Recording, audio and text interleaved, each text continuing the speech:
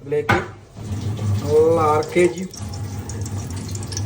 കുറച്ച് ഓയിലും മിക്സ് ചെയ്യുക. RKG കൂടാൻ ശേഷം നല്ല പട്ട കറാമ്പ് അങ്ങനത്തെ കാര്യങ്ങളൊക്കെ ശേഷം അതിലേക്ക് ഉള്ളി ഇടുക, കുറച്ചുള്ളി ഇടുക.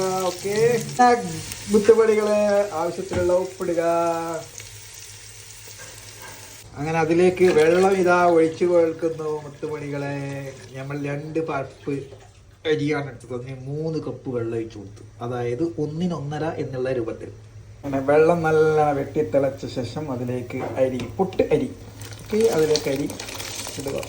അരി ഇട്ടതിന് ശേഷം നല്ലപോലെ മിക്സ് ചെയ്യുക.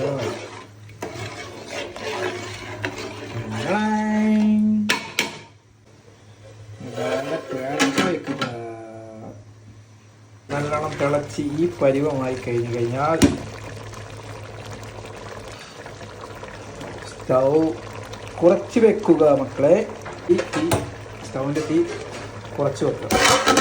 ഓക്കെ, ചെറിയ ഫ്ലെയിമിൽ വെക്കുക. സംഭവം ഏകദേശം റെഡിയായിട്ടുണ്ട് ഗായ്സ്. ഇതിൽ നിന്ന് ഇളക്കിയിട്ട് ഒന്നും കൂടി ഒരു 5 മിനിറ്റോടെ വെക്കുക. റെഡി ആയിട്ടുണ്ട് മക്കളെ.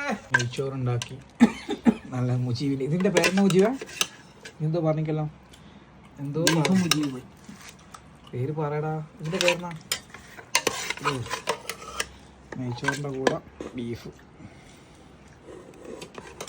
പൊളിയാണ് മക്കളെ, പൊളി. മതി മതി മതി. അതിനോട് വറ്റിച്ചെടുക്കാണ്ട് ഗസ്റ്റ് ഉണ്ട്.